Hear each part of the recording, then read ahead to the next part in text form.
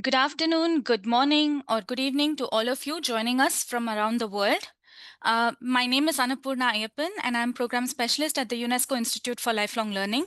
It is truly my pleasure to welcome all of you to today's webinar titled Skills That Count, Financial Literacy for Adults, for Youth and Adults. Before we begin, I want to highlight that this event is being co-hosted by the UNESCO Institute for Lifelong Learning in its role as the Secretariat of the Global Alliance for Literacy, together with the Faculty of Education at the University of Hamburg. We are really honored to bring together today partners, we have practitioners and thought leaders who are all committed, as you can see from today's attendance, to advance literacy and lifelong learning, and today to really look at this topic of financial literacy, particularly for youth and adults in vulnerable and marginalized communities. With that being said, I want to share that today's webinar is rooted in one simple but powerful idea, which is that financial literacy is not only about managing money, but it is also about enabling dignity. It is about equipping people to make informed decisions and to weather uncertainty, particularly in today's digital and complex world. So, we are here today for this reason, and we have a very interesting lineup of speakers from our GAL countries and also our co-organizer from the University of Hamburg, who will share approaches to strengthening financial literacy that honor community knowledge, foster trust and peer support, and also empower people to respond to challenges and possibilities presented by digital transformation. Before we begin this very interesting webinar, I want to share a few housekeeping information and notes for you. The first thing is that this session is being recorded, and the recording will be shared with all the registered participants. Second, the interpretation for the webinar is available in both English and French. So please select your preferred language in the Zoom interface. This should appear with the globe icon. And lastly, you're welcome to share and ask questions to our speakers in the Q&A box during the session. Please make sure that you indicate the name of the speaker to whom the question is addressed. This will allow us to facilitate the Q&A session smoothly. So with that being said, let us dive right into this webinar. And to open today's webinar, I'm honored to invite the Director of the UNESCO Institute for Lifelong Learning, Ms. Isabell Kempf, to offer her welcome remarks and set the tone for our discussion. Isabell, the floor is yours. Thank you very much, Annapurna, and very welcome to today's webinar, Skills That Count, Financial Literacy for Youth and Adults. This event is co-organized by the UNESCO Institute for Lifelong Learning and the Faculty for Education at the University of Hamburg in the framework of the Global Alliance for Literacy. As we all know, financial inclusion is not just about having a bank account or getting a loan. It's really about making smart financial choices and manage money well. At the same time, it's also important to stay safe in a fast-changing digital world. Yet, according to the Standard & Poor's Global Financial Literacy Survey, only 1 in 3 adults globally more than 1 in 3 adults globally, lack basic financial knowledge. Women are especially affected, often due to cultural norms that limit their role in managing money, even so they play, of course, very key roles in our economies. Alongside low levels of education, such gendered practices have historically contributed to the exclusion of women, the poor, and often also indigenous communities from formal financial systems. But this is starting to change. More countries are now adapting inclusive policies and bring financial education into schools, communities, and informal learning opportunities. The goal is very clear: to give everyone, especially women, the tools to manage their finances with confidence. At UIL, we see financial literacy as part of lifelong learning journeys. It's not just a technical skill, it's a human capability that helps people to take part in their communities, face challenges, and build better lives, regardless of their age, gender, culture, or religion. This is why the good practices are inclusive, culturally relevant, and grounded in real-life experiences. As digital tools reshape how we handle money, financial digital literacy must also be part of this. We need to teach age-appropriate financial skills and involve both public and private sectors, especially banks and other also non-formal financial institutions. This webinar is a chance to learn from policymakers, educators, and experts who are leading the way with innovative community-based approaches. We will hear about national strategies and local programs that promote inclusion, equity, and empowerment through financial education. Through the Global Alliance for Literacy, we at URL are proud to support efforts that put people at the heart of this learning journey.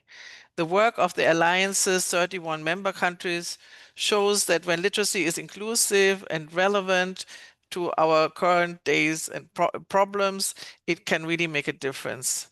So I would like to warmly thank our co-organizers at the University of Hamburg, our speakers and partners, and of course to all of you for being here and sharing your insights during this webinar. Thank you very much and wishing you a very inspiring session. Thank you. Thank you so much, Isabell, for your inspiring words, for laying the ground for this webinar, and for reminding us of the human dimension behind financial literacy that is rooted in lifelong learning and equity.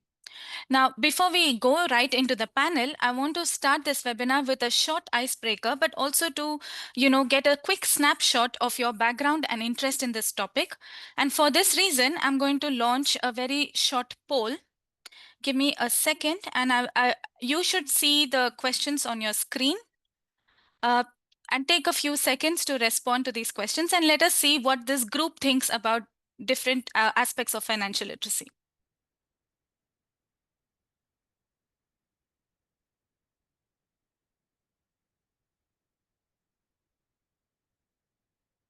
I hope you're able to see the poll on your screen. I see that some of you have started already responding.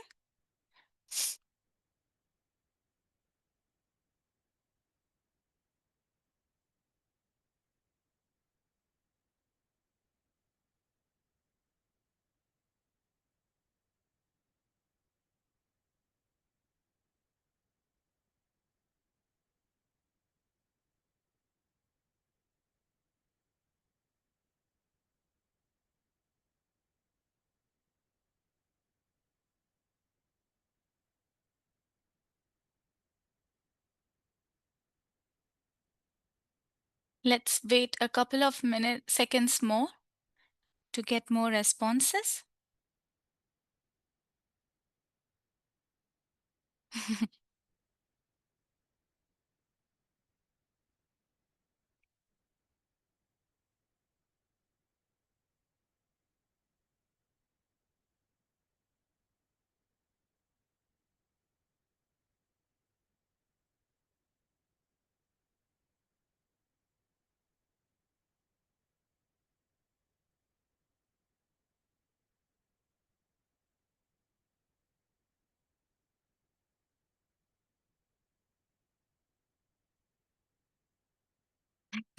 We'll wait 10 more seconds. I see very interesting feedback on the questions.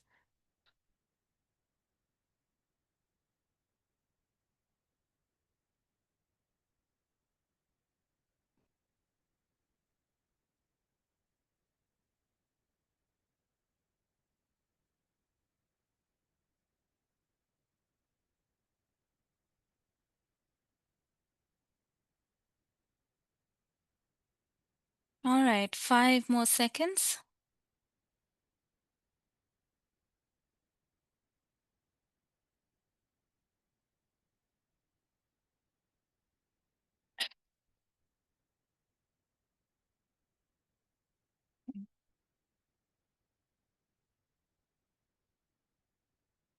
Right, you should be able to see the results of this very short poll. As you can see, there are very interesting responses across the board. So the first question was, if a magic wand could give you one financial skill instantly, what would you choose? This is also interesting to see what is the skill everybody wants. And of course, it's not surprising. Majority of you would like to learn how to save and some budgeting. And close second is budgeting. Somewhere behind is about understanding loans, which is also true, and using mobile banking is surprisingly not so popular. And of course, negotiating prices. The second question was about what is the first word that comes to your mind when you hear money? And 38% of you said security. Yeah. And stress and opportunity are also quite high. I see also freedom, which highlights the role of financial literacy in empowering us. And then I see responsibility. Let me go to another question, which is about what is the common motivation, question number 4, to save money. And there is quite an even distribution among some of these options. The highest being old age and retirement, which is really important, a priority for most of us. And then I see a lot of you would like to save on travel, relocation, education, and family elders. Very few on hosting celebrations or festivals. I think it's seen as frivolous, maybe. And then if we go down to question number 6, which is what is your biggest challenge when it comes to managing money? There is a big amount, which also goes to question number 1 on what would you like to learn instantly, which is sticking to a budget and understanding financial terms, which is very important if we want to make informed decisions, and then saving regularly. So there's a lot of interest in learning, which is not surprising, about saving, financial planning, budgeting. And the last question, which was more of a fun question, which is if your wallet could talk, what would it say? And the last one is really nice, motivating maybe, which is I'm proud of you. And this gives us a good segue to go into the panel itself to see really how we can explore some of these critical skills and also ensure that we are at a state where our wallet can be proud of us. So with that, I'll close this poll. And I'm pleased to hand over the moderation of the panel to my colleague Sofia Hatziani from the GAL Secretariat, who will guide us through the main session and that features interesting examples from research, policy, and community-based programs, hopefully shedding some light on some of these financial literacy skills. So Sofia, over to you. Thank you, Annapurna. Thank you for doing also this very nice and fun activity. My name is Sofia Hatziani from the GAL Secretariat at the UNESCO Institute for Lifelong Learning. We could see already some idea of what financial literacy is, how we understand this term, how we deal with this concept in our daily life from different contexts and from different countries. So now we'll begin the session on financial literacy for youth and adults, and we will explore in this session how diverse programs, as was highlighted already earlier, from national policies to grassroots innovations and programs are addressing financial inclusion in vulnerable and different contexts. Each speaker today will bring a unique lens from a systemic scale to community root transformation and discussion about financial literacy. So without any delay, I would like first to invite our partner from the University of Hamburg, Mr. Klaus Buddeberg, Senior Researcher in the Faculty of Education, University of Hamburg here in Germany, to give us global insights in terms of financial literacy. Klaus, the floor is yours. Yeah, good afternoon to all of you all over the world. Greetings from Hamburg. We are quite close to the UNESCO Institute for Lifelong Learning. I'm going to share my screen with you and start my presentation without losing further time because we have a quite tight schedule. I'm Klaus from the University of Hamburg. I'm trying to give you a very, very short insight into what's going on in research on financial literacy. That means I will concentrate on some key findings, which is really some key findings. Don't expect, please, complete picture on this. I try to select some aspects which might be a bridge to the presentations later on in this webinar.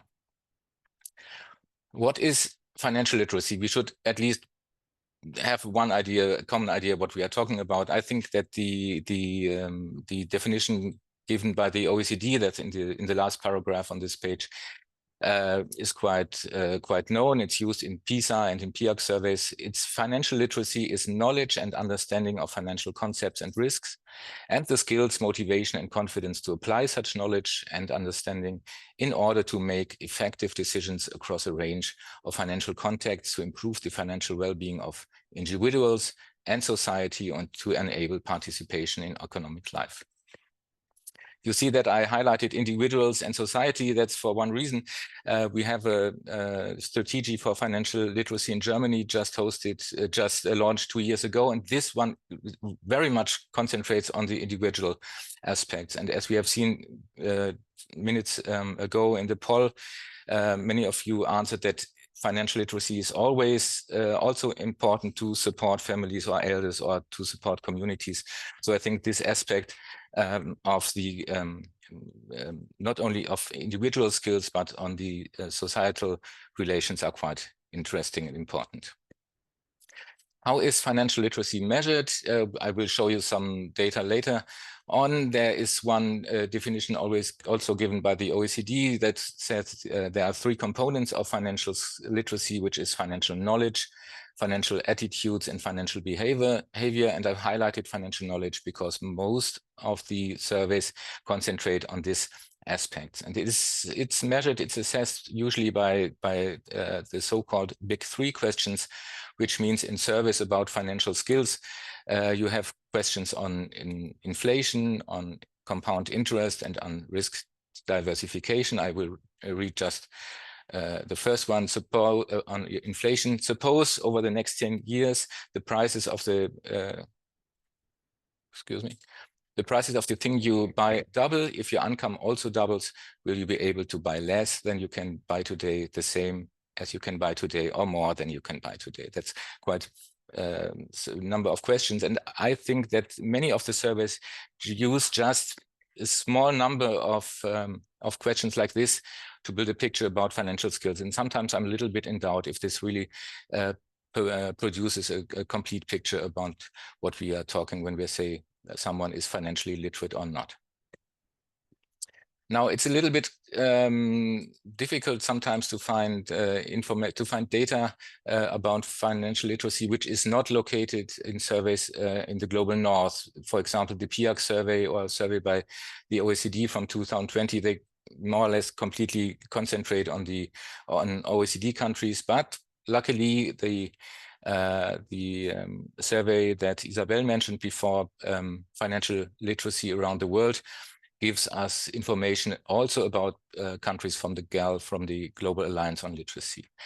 It's interesting that this survey has been run by Standard & Poor's rating services. Many of surveys on financial literacy are run by banks or insurance companies and so on. It's important to know that.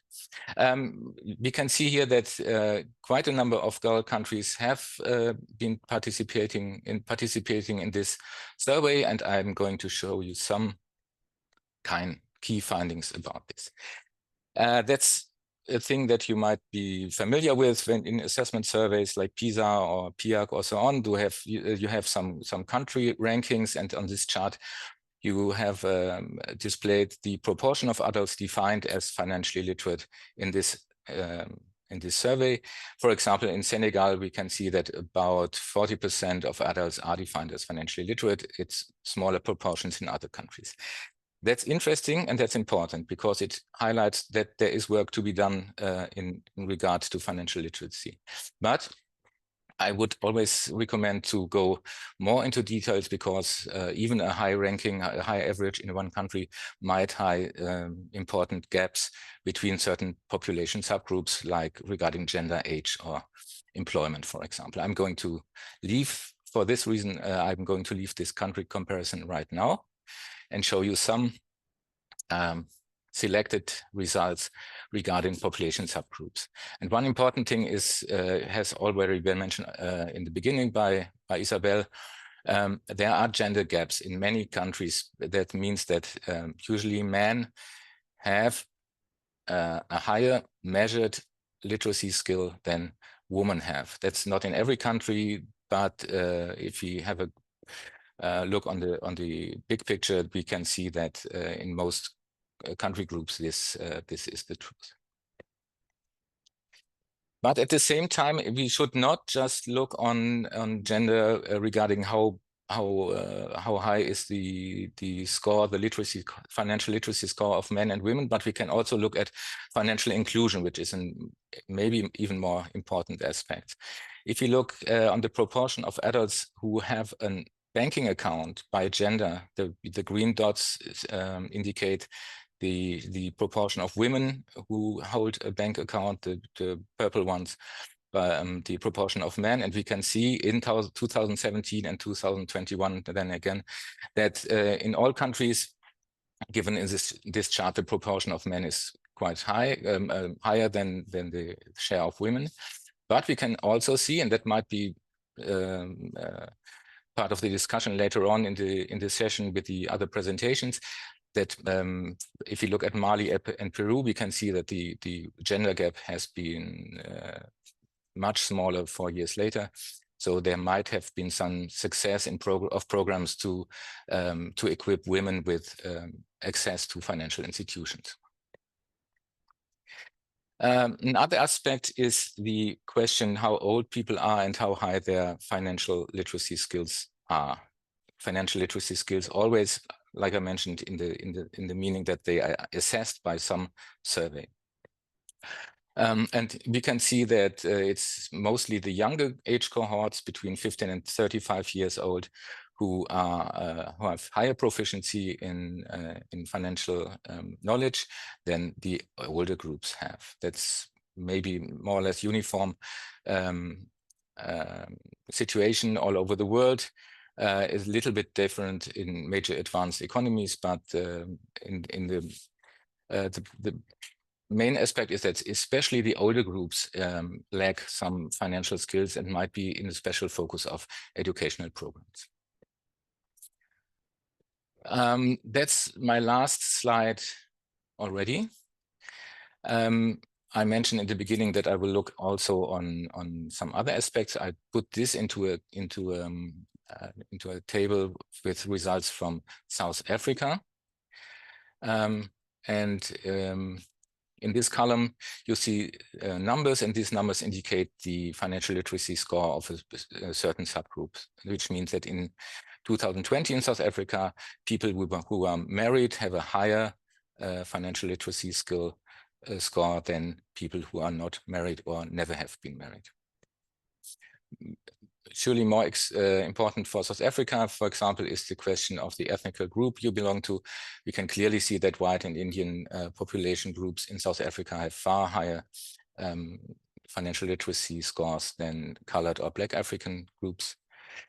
We see a clear, not surprisingly, we see a clear correlation between the educational attainment, which means that persons with no secondary school education only have a quite low financial literacy score, while people who achieved a post-secondary education have the highest. That's not a surprise, and that's a uniform result regarding basic skills as a whole. Interesting might be as well a look at the employment status. We can see that in South Africa in 2020, people who are employed reached an average financial literacy score of 58, while unemployed just reach a score of 46, which means there's a huge gap between those who are employed and those who are not employed. We can ask, okay, does this low financial capabilities score lead to unemployment, or does unemployment not being in contact with these affairs maybe strengthen this effect? And finally, I want to highlight the question that it's obviously important, at least in South Africa, where people live, the financial literacy score for people who live in rural areas are significantly lower than people who live in metropolitan areas in South Africa. This also obviously is part of certain educational programs, and we might learn maybe a little bit about this in the ongoing session. I would like to sum up. I didn't look on the watch, but I hope I'm still in time. I would sum up with the quote that financial literacy is not only about skills, but only about financial practices, about financial inclusion. And like I highlighted in the beginning, that it's not just an individual aspect, but also a societal or community aspect. I would say that financial practices are less prominent in quantitative data, like I presented today. I would recommend not to rely only on these country rankings, but to look into details. I suggested some aspects one could look into more details into the data. I did not show you any results, country results from countries outside the Global Alliance for Literacy. And I would not recommend to do all the time global comparisons, but better do comparisons in your regional context. I think it's important that to reflect that most surveys are developed in the OECD context and for the OECD context. One could always ask if the items developed for these assessments are really suitable for all over the world, or maybe just for some selected countries. And I think, and I'm sure that reports from the field, like we are going to listen to in a few minutes, will enrich this picture, because quantitative data always is more or less naked data, and it always needs some contrast and some explanation by the practical field. That's from my side. I thank you for your attention. And I think that the slides are being shared by the URL because I added some literature on it. Thank you very much. Thank you, Klaus. Thanks a lot for this wonderful presentation. And as you, you summarized very well already what you presented. I just wanted to highlight some parts. I really like what you said about data, although it's always a problem when it comes to research. We do have data, but we have to see into this data, look into the data in relation to the context. And as you emphasize, like the need to contextualize financial literacy and the data we have beyond OECD frameworks and surveys to see how it comes to GAL countries. You highlighted also not only GAL countries, also beyond the Global Alliance for Literacy. You highlighted some results about gender and age. We're not surprised that youth is more confident with financial literacy in financial terms, but as you said, then this is for us to take into account when we design programs. If we want to talk about financial inclusion, it's not financial literacy per se to just know, to have them cognitive skills to deal with these terms, but we target marginalized populations, people that have no access even to education, and they struggle with daily life activities like bank accounts and budgeting and simple calculations. Because when we talk about financial literacy, just to highlight, we don't speak only about numeracy skills. It's something that goes beyond the definition of numeracy skills. And thanks for giving also the definition that is across countries and GAL countries and non-GAL countries to have an idea what we really mean. Thank you, Klaus, for this global overview. And let's see now with our next speaker, how India is doing this, going into the national level. And I would like to invite our next speaker, Mr. Alok Jena, the CEO of the National Center for Financial Education in India, to speak about the financial education program for adults, in short, the FEPA program. Dr. Jena, the floor is yours. Thank you, Sophia. Thanks to UNESCO Institute of Lifelong Learning and Global Alliance for Literacy, and also University of Hamburg for this opportunity to participate in this webinar. Here I would first briefly outline the National Strategy for Financial Education for India, and then share our experience in implementing the Adult Financial Literacy Program, and specifically the National Center for Financial Education's program for adults. Let me speak a bit about the background of this organization. The National Center for Financial Education was constituted by the 4 financial regulators of India: the Reserve Bank of India, the Central Bank, and the Banking Regulator, Securities and Exchange Board of India, that is the Securities and Commodities Market Regulator, and IRDI, the Insurance Regulator, and the PFRDA, the Pension Regulator. The objective of forming this organization was for implementing the National Strategy for Financial Education.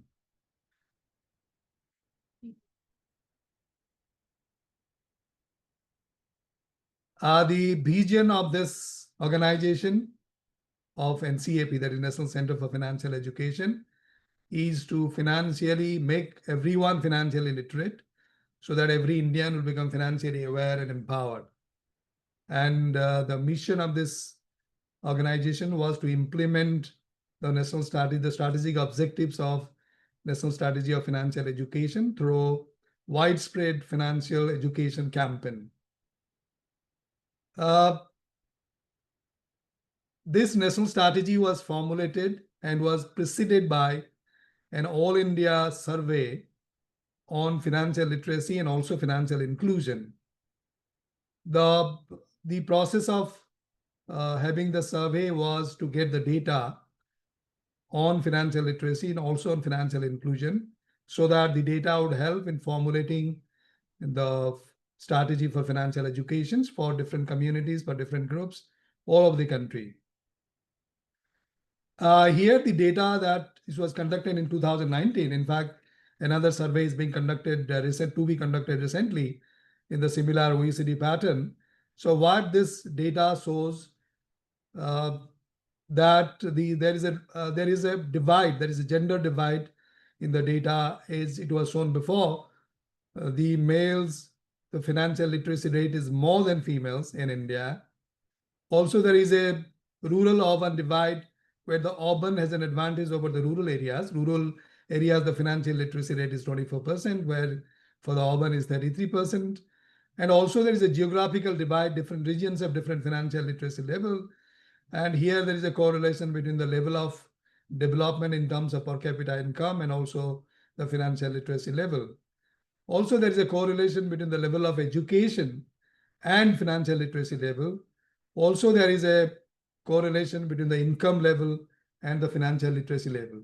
So all this data were used extensively for formulating financial literacy, a financial strategy, for the purpose of making a strategy for the country as a whole.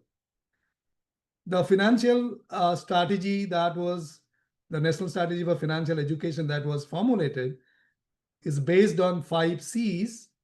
The first C is the collaborations, where the strategy says it will be a multi-stakeholder approach.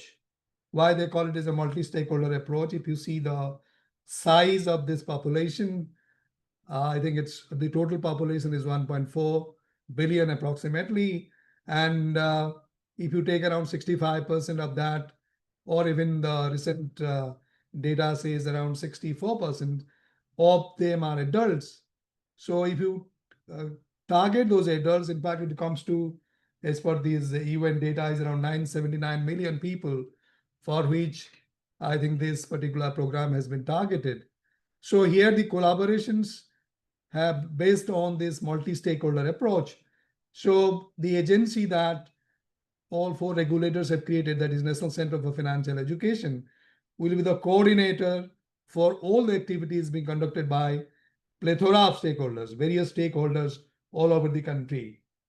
In fact, these collaborations would be in different forms, collaborating, programmatic collaborations, non-programmatic collaboration in terms of content creations, in terms of pedagogy, in terms of delivery mechanisms and all this. The collaborations will be complete in some cases, collaborations will be partial in some cases, but there has to be a collaborations, and coordinations will be done by one agency called National Center for Financial Education. Then the second C is communications, which is very, very important in terms of the technology that will be adopted. And here in the communications, mostly the digital technology or the latest technology that is being developed will be used for communicating or disseminating these financial literacy contents to various communities. And here the communication methods would differ from community to community. And strategy also emphasized on leveraging the existing arrangements, existing infrastructure, so that the spread would be more, taking into consideration the huge number of this targeted community. The third C, that is capacity. Here, this intention of the strategy is to build the capacity of the intermediaries, of the various stakeholders, or the stakeholders themselves, so that this communication strategy, the collaboration strategy, and the delivery strategies for the different communities would be very effective. So that capacity building was also very important in terms of strategy formulations. And the fifth C, that was content, which is very important. What the strategy emphasized, that the content should be in the language which is spoken by the community, which is understood by the community. The content would vary from community to community depending on the age, depending on the profession, depending on the age also. Like for school students and for adults, the contents will differ. The type of contents that will be there has to be lucid, has to be the language that is understood by the different communities. So different communities that has been identified, like for students, it will be both curriculum and co-scholastic. For teachers, for young adults, for women, for new entrants at workplace, for entrepreneurs, for senior citizens, for persons with disabilities, for illiterate people, the contents has to be different and should be curated according to the need or according to the requirement of specific community, which can be done with a study so that the contents can be developed accordingly. The specific focus, as I said before, of this strategy was to have a different life stages. You have a different target audience. For different geography, you have a different focus. For different sectors like agriculture, manufacturing, for laborers, for artisans under MSME sector, MSME is micro, small and medium enterprises sector, for members of self-help group, where predominantly or preponderantly all the women, especially from rural areas, and education-wise very less educated, who are the members of self-help group, they can also be covered with a specific focus on them, so that the financial literacy contents, financial literacy delivery mechanisms will be oriented towards them. So these are the specific focus of the strategy that was developed. In fact, the program that was developed by National Center for Financial Education for Adults has two types. One is for 25 plus, and another is for 18 to 25. In India, the definition of adult is anybody who is above age of 18 is defined as an adult. But here, these, when the programs are curated, programs are formulated, so there are two strategies adopted, one for the group 18 to 25, another is for 25 plus. 18 to 25 is mostly the people, those who are in the colleges, means just after the schools, they've gone to colleges. And also the students, those who have just passed out and taking up some jobs, small jobs like that. So they are specific groups, those who have been targeted, especially within 18 to 25 age group. Within the 25 plus groups, I think whole sorts of communities that have that I elaborated before are targeted, especially focused on women, and also especially on the rural areas, and especially on the person, those who are income level is very low. They were the focus areas for this. So this financial, there is a program called Financial Education Program for Adults, which is specifically targeted for women, for entrepreneurs who are just new into their area, for senior citizens, for different communities. And accordingly, as I said before, the communities oriented contents will be developed. The delivery mechanism will also differ. But this program will be applicable for all these adults. In 25 plus bracket, again, we have school teachers, where we devised a separate program for school teachers, where the school teacher will be given special training or on financial literacy, and in turn they go back and teach the students in their school, and we define those schools as money smart schools, so that these teachers will be also designated as money smart school teachers. And in fact, annually we conduct almost 250 to 300 programs covering almost 7,000 teachers all over the country. And these teachers, when they go back, they teach their students regarding the Money Smart School programs. And another important objective of this strategy was integrating the financial literacy contents in the school curriculums, so that this will facilitate, these FETPs or financial education training program for school teachers will facilitate this integration process, integration of financial literacy content in the school curriculum. That has in fact has happened. We have seen that where the teachers are trained and they've gone back and given training to their students, those schools are coming forward, or those boards, especially the governance structure of those schools, in fact, they have come forward for integration of financial literacy contents into the school curriculum of the students. And we have seen in case of different community-oriented financial education program for adults, the result is phenomenal. In fact, there are constraints specific to the specific communities, but we have seen the result is, though we don't do any instant evaluation treatments, but in midterm evaluation of the strategy, we have seen there is increase and the impact is positive in terms of making specific groups financially literate. And in the 18 to 25 age group, as we call it as a FACT, Financial Awareness and Consumer Training Program for college students, here the contents are more towards the digital financial literacy and also how to prevent frauds and misappropriations, and also there's cybersecurity measures to be taken. So the contents are designed in such a way that this would be more focused towards the orientations toward the requirement of this particular group.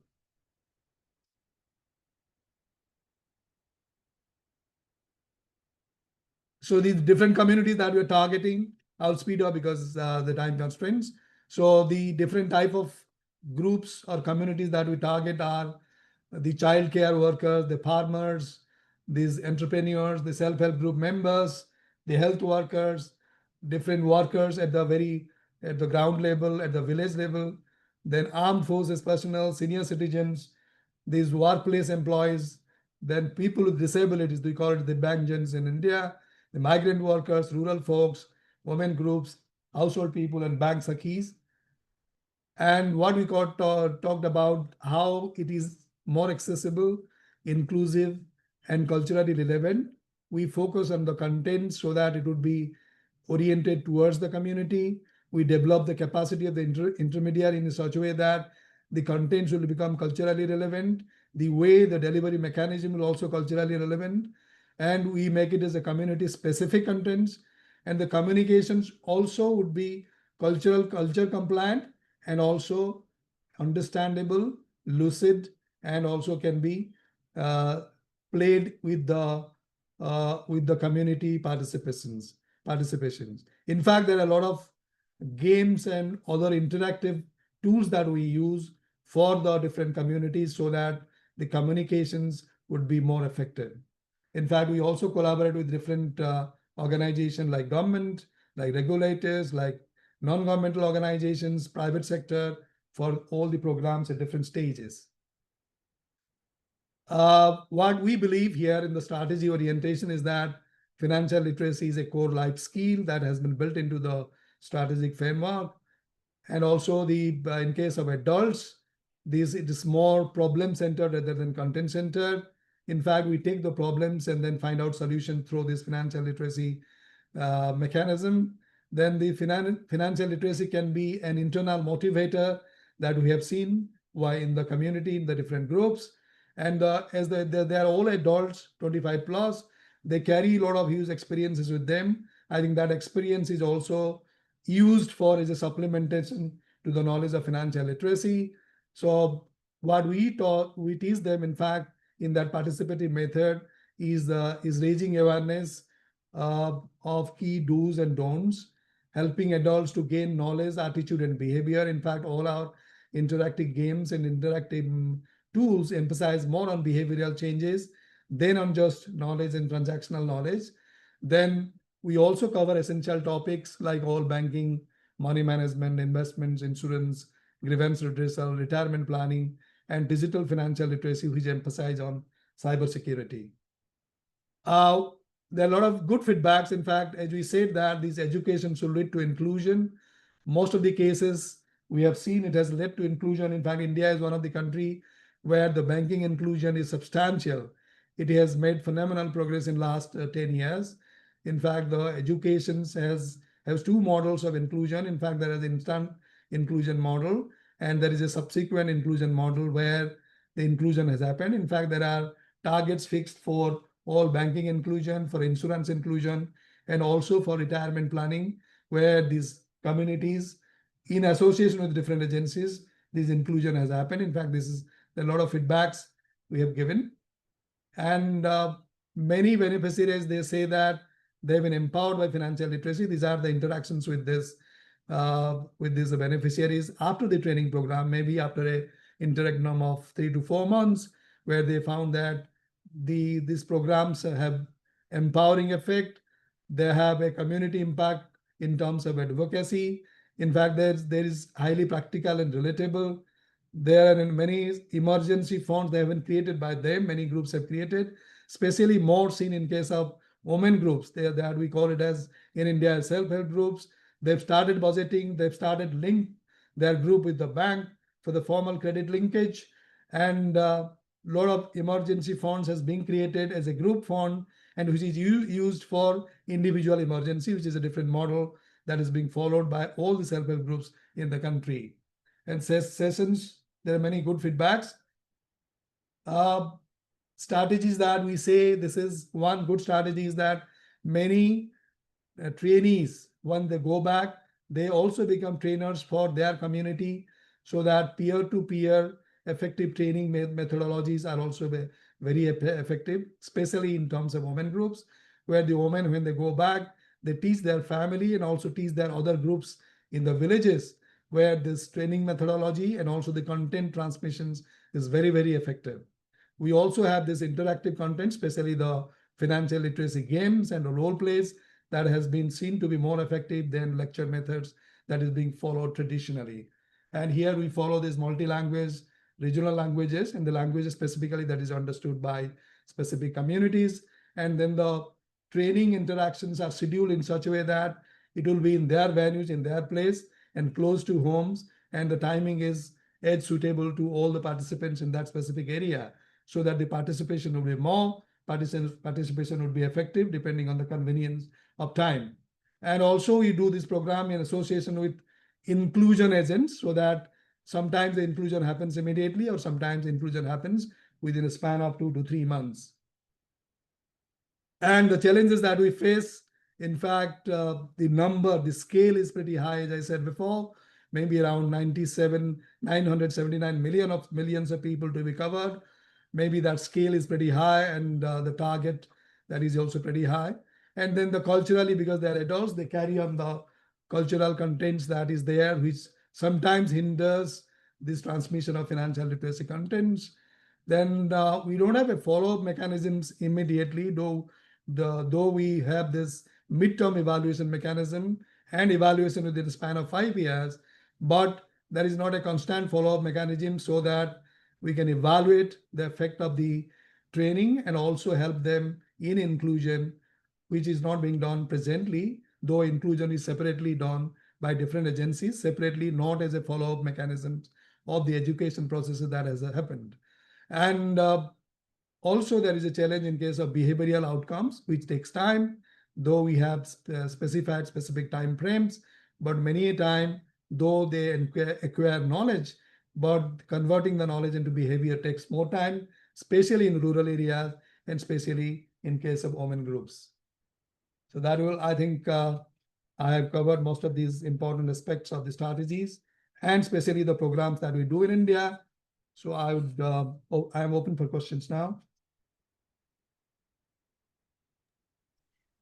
Thanks a lot, Mr. Jena. Finance is hard to understand, as you said, and the target is big, your population is big, but listening to your presentation, it's impressive how your work is so systematic, structured, and methodic. And we are really impressed to see that the government-backed program was aligned with the strategy. You highlighted the key features of the strategy, but we saw how it happened in the field. And as you presented the endless list of the beneficiaries, like from self-help group members, farmers, migrants, senior citizens. It's impressive how you managed to reach out to so many diverse learners.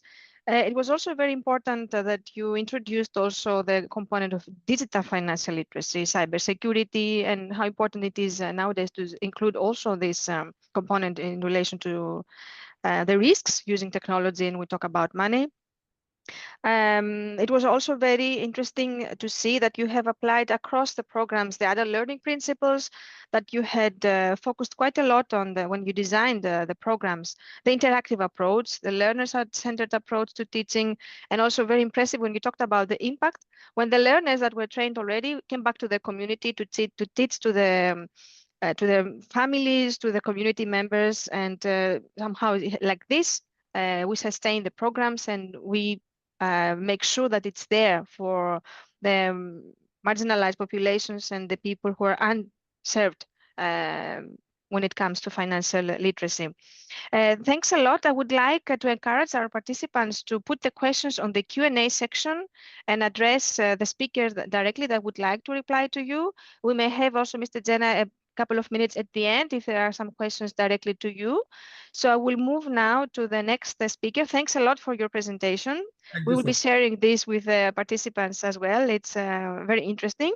And while we saw India at this large scale, demonstrating how national strategies can drive inclusion, we will move now to the grassroots. Like we stay with India, and we would like to invite our next speaker, Mr. Anirban Acharche, the Chief Operating Officer from Parinam Foundation in India as well, to present to us like how financial literacy is not just taught, but lived and led by women in marginalized communities in India. Mr. Anirban, are you with us? Hey, hi Sophia. Hello, Mr. Anirban. Hi. Good to see you. Can we check very quickly if the sound is okay? Give us 1 second.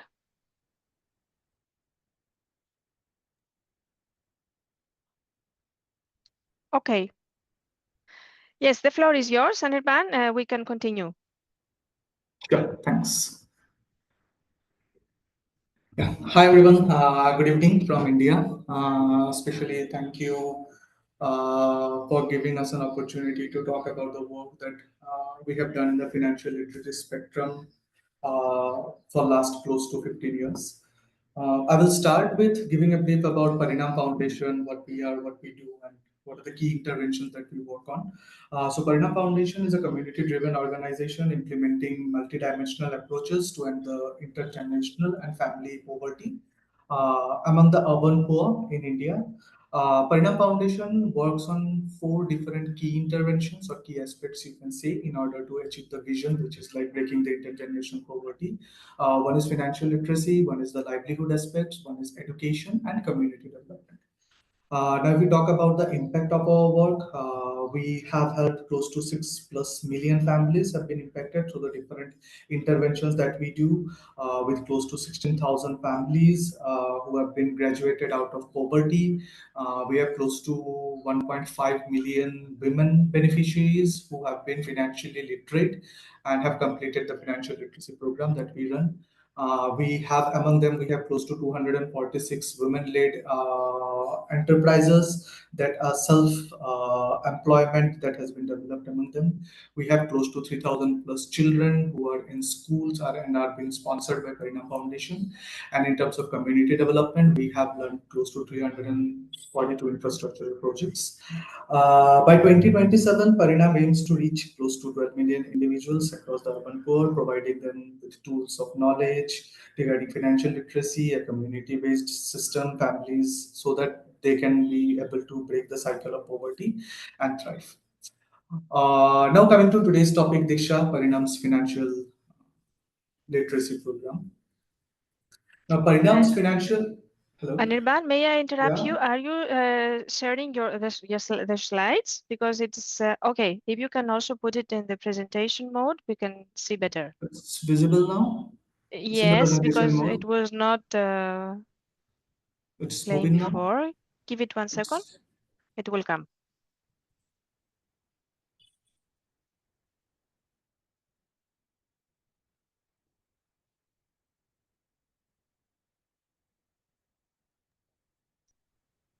Technology is not always with us.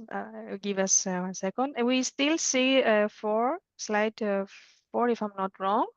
But I think you can play it like this because it doesn't come as a full slide, but it's fine. It's not becoming a full slide? Yeah, now it's playing. It's full slide or not? No, it's not full slide. Okay. Now is it full slide? Yeah. Just a sec.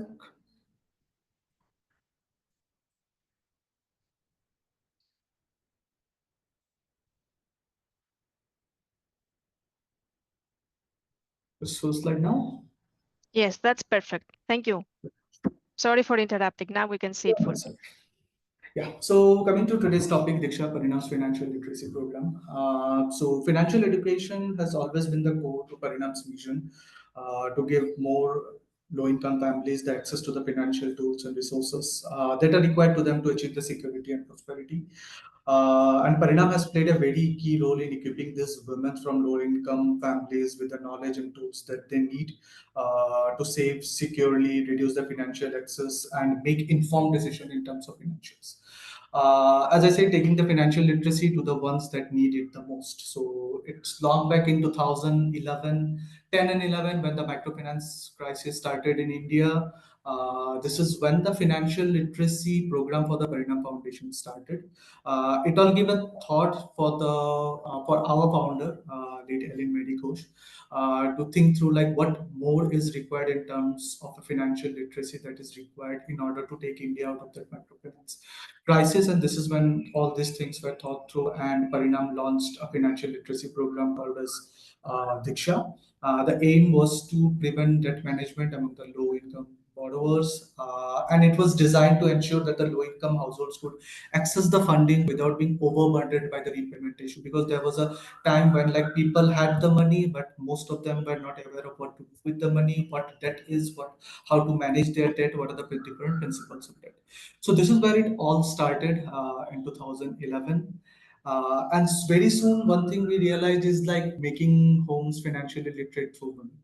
So within like 1 year, what we realized is that empowering the women of the family helps in empowering the whole family.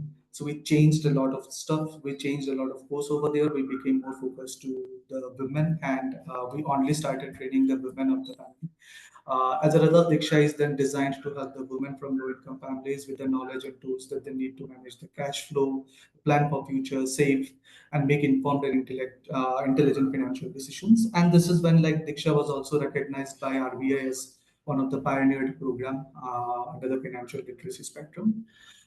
This is the evolution of Diksha. So it started in 2011 with a 5-module curriculum. When we say module, it's more of like a session. So there were like 2 hours of 5 sessions. Initial program the Diksha was where we used to teach them from very basics of like how to do calculation, what is money, what are the different denominations available in India, how to calculate, how to fill up their family budgets and income. Coming to 2030 is when we launched something called as Chilla Bank, which is again a financial literacy program for the minors. So what we thought is like financial habit is something which needs to be developed in someone when they are at the very minor stage, when they are in a minor stage. So we started a program called as Chilla Bank, which is designed for the minors. In 2014, we launched a video series, which is readily available in YouTube. Anyone can have a look into it. We call it Sukhi Dukhi. The series covers very critical aspects of financial literacy. To starts with what is financial management, what is bank, what are the different banking products, how to use ATMs, what is debt management. All those series of educational videos was launched in 2004. And when I'm speaking about all this were launched in different regional languages, because that's the best way to make sure that the participants understand what has been informed to them, and also in terms of education. In 2017, we launched one more video, which is called as Paso KBCD, which is also readily available in YouTube. People can have a look. In 2018 is when we changed Diksha to something called as Diksha Plus, revamped version of Diksha, where we cut down few of the things, we make it more inclined towards the requirement of that particular area of financial behavior. In 2019, we released 4 educational films again on different aspects of financial literacy. Coming to 2009 is when COVID happened, and the whole financial literacy program that we were discussing was in classroom program, and we had no other option but to shift something to an online curriculum. So we designed an online curriculum, which is like a 90-minute online curriculum. And we started conducting the financial literacy sessions within with that online curriculum itself. In 2022 is when, just after COVID, what we realized during the COVID is something that we have to give more importance, which is the digital literacy, because COVID made us realize that digital financial literacy is an aspect which needs to be very well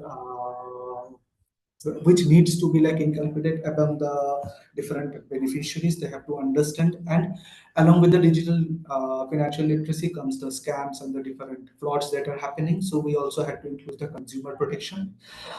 In 2023 is what we again changed Diksha, and now we call it as Diksha Plus Pro, which is a more advanced course and a 2-module course. Now it started with Diksha in 2011, then Diksha Plus and Diksha Plus Pro in 2023. And right now what we're running is the Diksha Plus Pro. Now these things change because the financial behavior of India, the women that we train also change. So as a result, we also have to make sure that the curriculum that we are following in terms of the training is also aligned with what is the requirement of the beneficiaries as of now and are more relevant to them in terms of their financial behavior.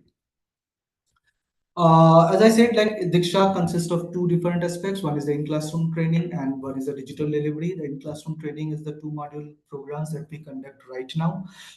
It started with a 5-module, then it changed to 4, then it means 2. And we also have a digital curriculum, which is like a 90-minute session where we take them through the different aspects of financial literacy. Now, what are the different training tools and delivery methods? Like storytelling, we have videos, we have short, engaging local language films on different financial topics. We use different kinds of colorful visual flip charts in order to deliver the concepts. The whole curriculum is designed with more of like games, which is more interactive activities for better engagement and retentions. We also have something called as Magic Card, which we call it Magic Card, but it's more of like a worksheet for them, which helps them to track their expenses, savings, and this is also available in like a digital format and also physical copies. Based on the training that we're doing, we share it with them. And our digital learnings like the online modules and the video series that we have introduced in the financial literacy spectrum. This is the curriculum, how it goes, the content of Diksha. So it starts with budgeting on training women, what is budget, track their incomes, identifying surplus. Budgeting involves understanding of needs, wants, and prioritization of their expenses. We have savings to help them understand the importance of bank, use of bank, how to have surplus, training of using different banking products, which is very much important for them.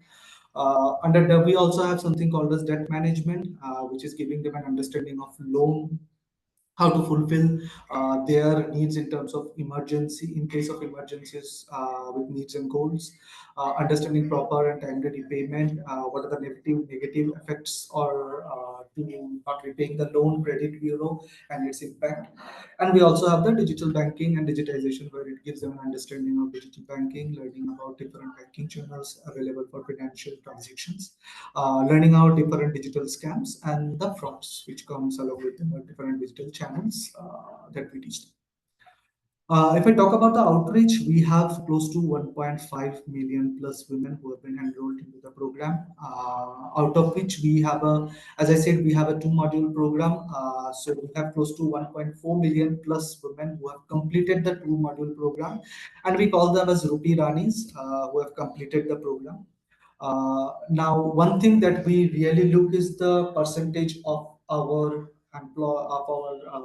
participants who have any kind of long-term savings. Now, financial literacy, as Mr. Jena pointed out, the outcome of financial literacy is something that is very difficult in order to judge in terms of real-life outcomes. So we measure different kinds of different matrices that we measure close to 15, 17, which gives us an understanding of some kind of outcome toward the financial literacy training. So for example, if I'm training someone in terms of savings, in terms of managing their financial expenses, and if I see some kind of long-term savings from their end after the end of the program, is something where we can see, oh, we have done some kind of impact in terms of making them realize that yes, savings are important for their future or for their long term or for the near future.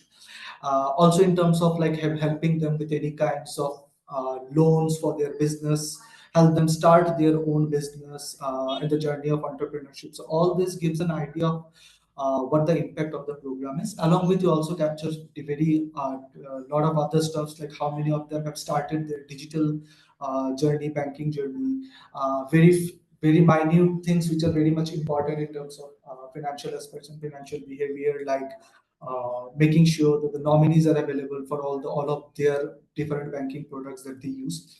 So yeah, coming back to what we capture is like close to 1,41,000 families have started savings in terms of any long-term savings that they have enrolled themselves in. And also digital journey, we have like close to 3,84,000 women who have started their digital journey after our financial literacy program. Now challenges, there are a lot. These are the three challenges that we face a lot in terms of limited technology adoption. The mindset is different when we go to the rural India. They are often adamant in terms of using technology. And yeah, there are reasons to it because of limited exposure to technology, limited exposure to digital financial literacy. But still, we are coming to overcome it.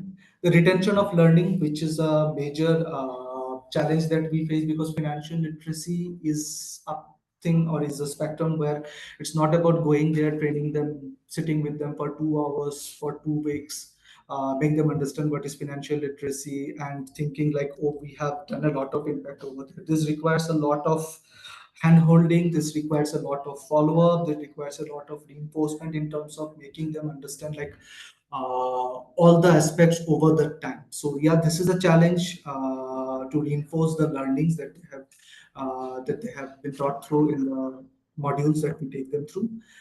And also the rapidly evolving financial landscape. So the training that Parinam Foundation gives to this different way of women employees are tailored fit for them.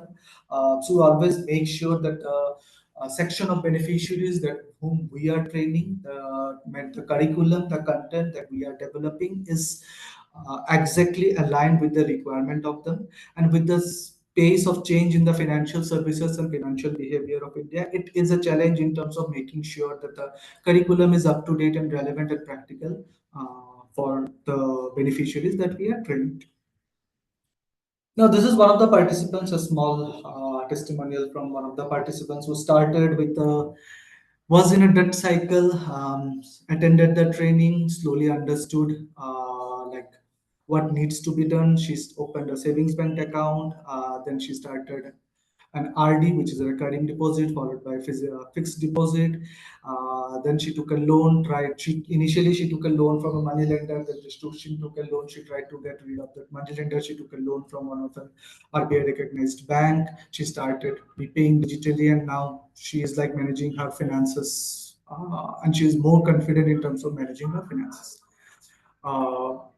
So in order to summarize what Parinam does, so Parinam thoughtfully designed like modules through innovative teaching methods and community-centered delivery. The program has cultivated measurable behavioral change, like whether it's like Shobha's journey with her first savings accounts, to thousands of other women who have become Rupee Ranis. It has been really impactful and has made a tangible impact in terms of like the financial aspects of their life. The journey of Diksha is more than just teaching, but it also comprises a lot of emotions to it, transformation to it, and empowering of close to 1.5 million women, the financial women with the financial knowledge, the tools. And Parinam Foundation has a long-term resilience, confidence, and economic security in terms of like serving the most underserved. And we look ahead to remain strong with our visions. Thank you. If anyone has any question, you can just take it. Thanks a lot, Anirban. That was a very interesting presentation with a lot of information, and it was also very interesting to see how Parayanam Foundation has grown from 2011 to 2023, developing all these modules and also updating the content by including a lot of digital tools, storytelling, games, how to build the confidence and financial habits of the learners. Your target population is huge, 1.5 million women, and it was very interesting to see the reference to the certification, certifying these women as Rupi Ranis. That is also very interesting, and I understand it attracts also the attention and the interest of adult learners to keep them motivated and engaged. It's also very good and I think useful for the participants to hear, as also Mr. Jena highlighted earlier, the challenges. Like you both mentioned about the follow-up, and also it was very interesting to hear from you the constant evolving financial landscape that you have to keep up to keep updated the curriculum and the training, which is a challenge, but we have to keep it into account. I'll close with your presentation highlighting the phrase you said earlier, making homes financially literate. And it was quite touching to see all these women so much engaged and bringing the knowledge into home by attending your trainings. Thanks a lot, Anirban, and good luck with with what you're doing. Thanks for having you, and thanks a lot for presenting in this webinar. And moving now from India, we will turn to rural Liberia, where financial literacy is deeply intertwined with post-conflict recovery. But again, women's leadership, women is always there, as learners in these initiatives. And I will give the floor to two ladies from Liberia to present to their programs, Financial Literacy and Livelihoods for Rural Women in Post-Conflict Liberia. We're very happy to have together with us today Mr. Constance Mulbach, founder and president of the Poma Women, and Miss Teresa Andrews. The floor is yours sorry for the pronunciation. We are very happy to have you here. The floor is with you. Thank you.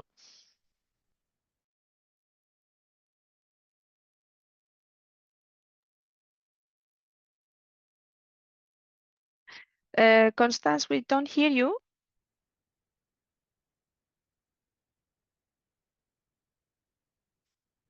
No, we cannot hear you.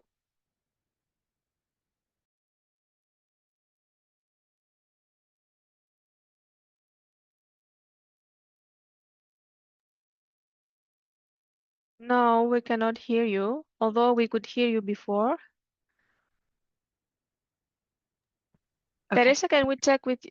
Yes. Teresa, Okay. we can hear Yes. Teresa, Good. but Okay. we cannot hear Constance. No. Okay. There you are. Okay, Constance. No, we can't hear you.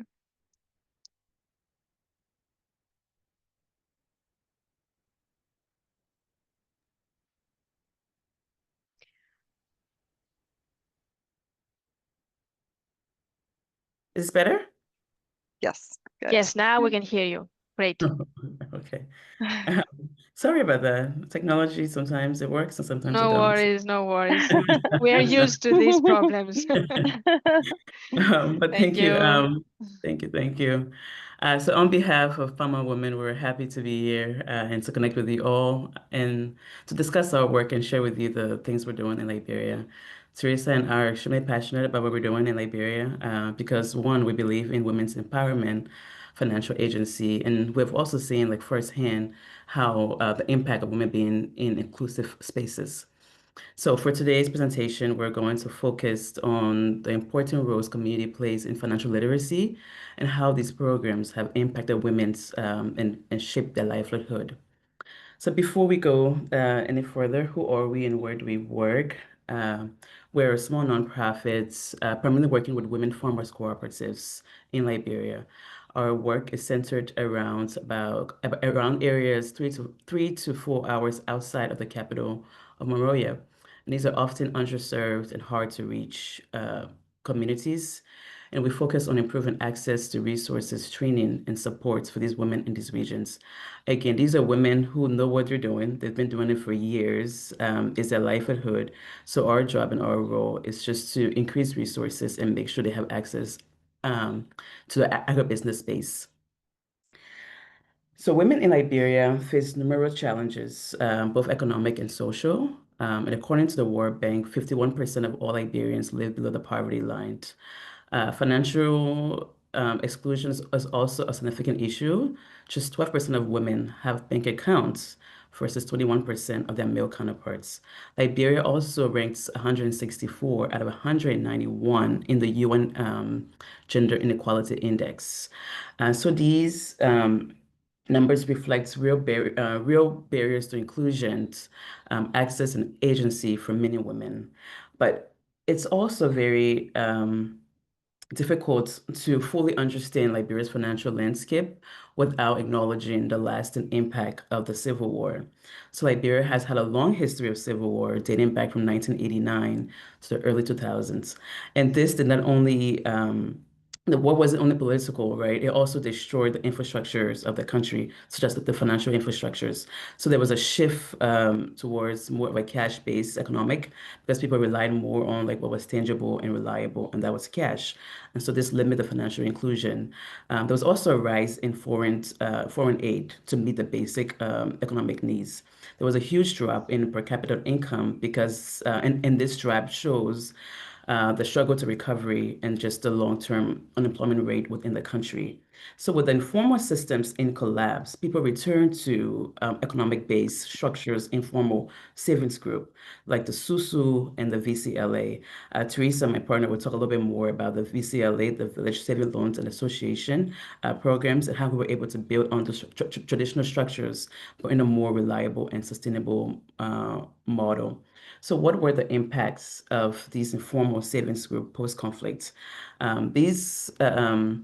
These village groups and savings group, we often hear about their own banks. Who are their own banks and how can we service them?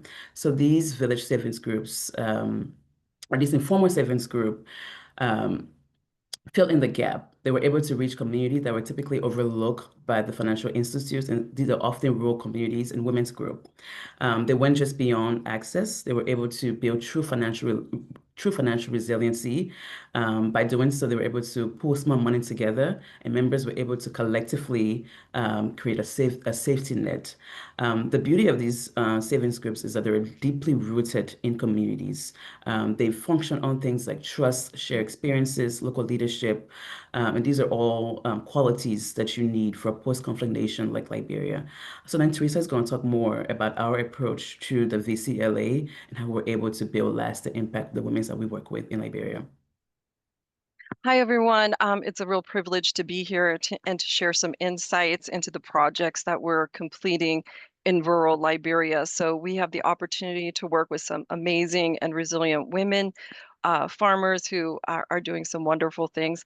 And financial literacy, this topic is very close to our hearts because we've seen firsthand how financial literacy and financial empowerment have transformed not just women's lives, but communities. So as Constance explained, these informal savings groups have been a part of Liberia's financial landscape for a long time. But the Village Savings and Loan Association, or VSLA model, and that's the model we implemented within the communities we work with. This builds on that traditional practice, but it adds more structure and more transparency.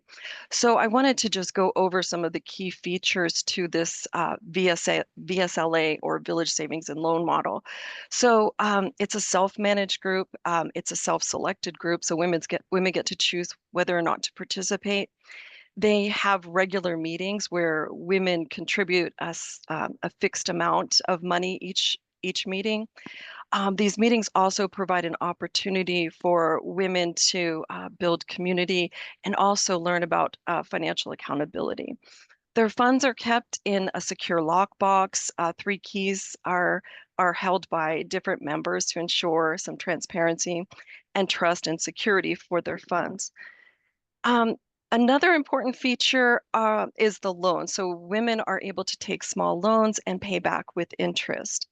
And there's also a social fund. So women get to put a little bit of money away each meeting, and that goes into a social fund. If an emergency arises, like an illness or a funeral, they can pay for it with those funds.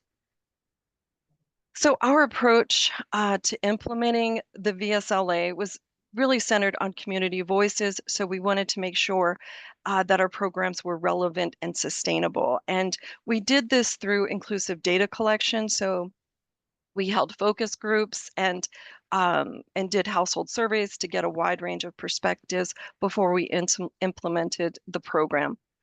And our trainings were hands-on, they were visual, and they were rooted in local learning styles, which looked a lot like the peer-to-peer learning, so women helping women to learn.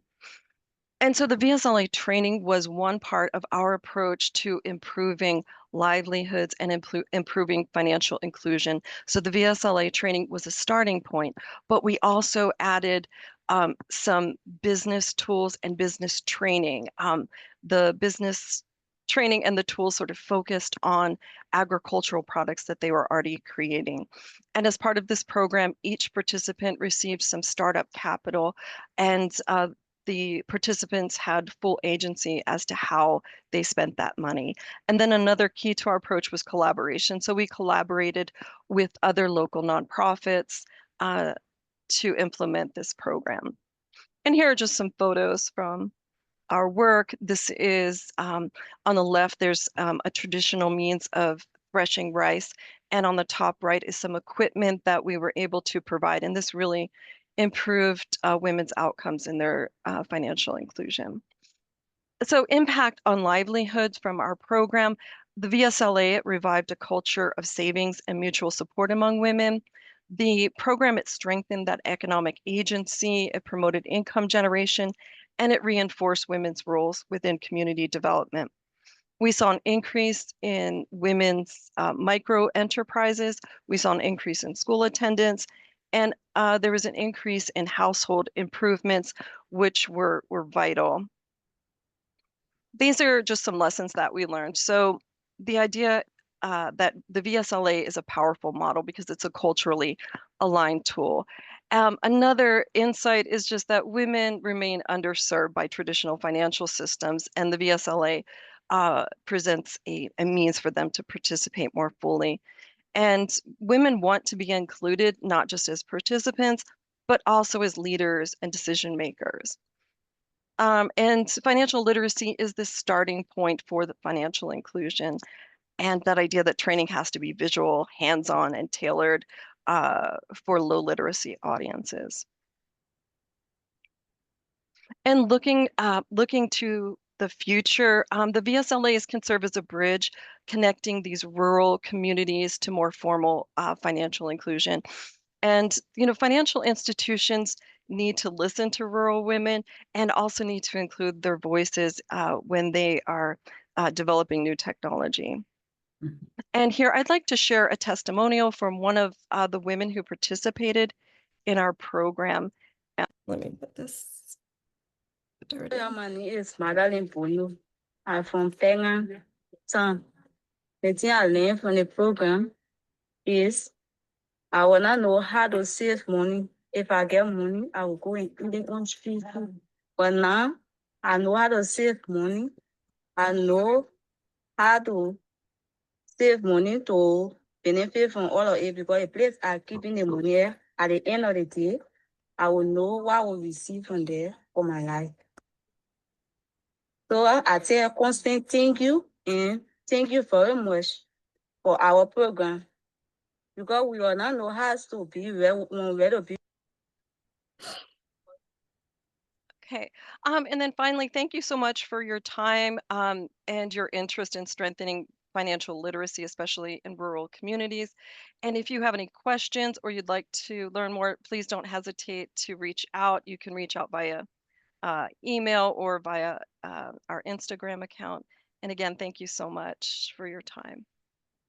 Thank you, Teresa. Okay. Thank you all again for listening to us. Yeah. Thanks, Constance and Teresa. It was very interesting to see also the testimonial from the learner directly. And I mean, it's also, I mean, keep telling the congratulations on your work, but it's impressive that you managed to implement the project based on the tradition.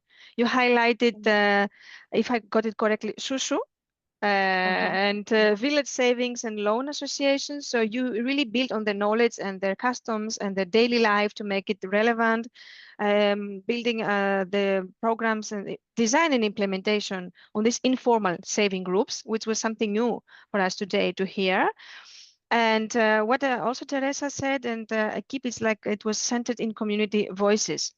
So it's very important to be inclusive and not to impose the designer's approach, but it comes from the heart of the learners. And this is also a key element to keep in our mind when we design programs, that it's not coming from the learners, it will not stay. And the learners then continue their learning by themselves. As you said, Teresa and Constance, the groups are formed by them. So it's like completely independent, the whole model. Of course, you build on that, but you emphasized a lot on peer-led learning and local leadership, combining it with livelihood support in the context of Liberia. And we're very happy that you are here and you presented this work. We have seen a lot of similarities with other programs, but of course, something that was highlighted also earlier is the necessity to always have relevant and contextualized content when we deliver trainings and we design programs. Before closing, I would like to highlight something that was raised as a question on the chat, and it's very relevant to our work. There was a question about numeracy skills. How are numeracy skills related into the financial literacy programs? And do you feel that you need to teach numeracy skills alongside the financial literacy skills? I think that was answered very well by our speaker from India, from the Diksha program, Mr. Anirban, that they started the program with a strong focus on building foundation numeracy skills, because in the end of the day, it comes back to basic skills, basic literacy and basic numeracy skills. We cannot talk about any financial inclusion or any financial literacy if the learners do not know how to read and write and calculate.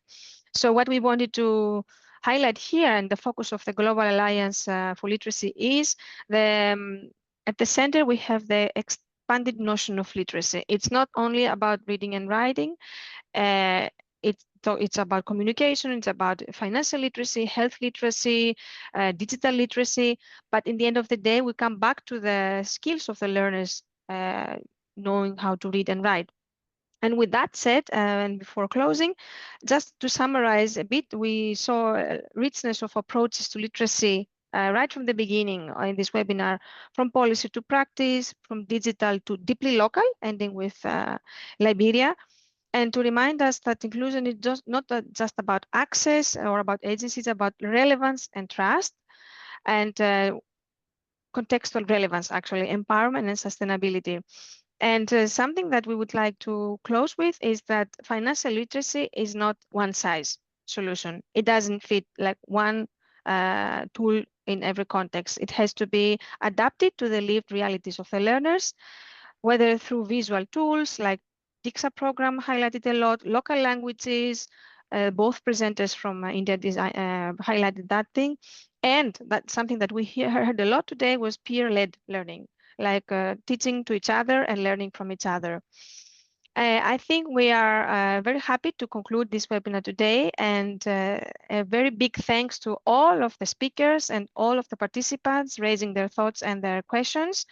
We're happy to respond to any of your questions, also via email, either addressed directly to our speakers here and our colleagues here. We'll see you again in November when it comes to GAL Secretariat and the GAL thematic webinars on the 5th of November with our next thematic webinar on educators as change makers. But keep posted. We have a lot of webinars, and UAL has a global series of webinars. So stay tuned and see you next time. Thank you. Bye-bye. Thank you. Thank you.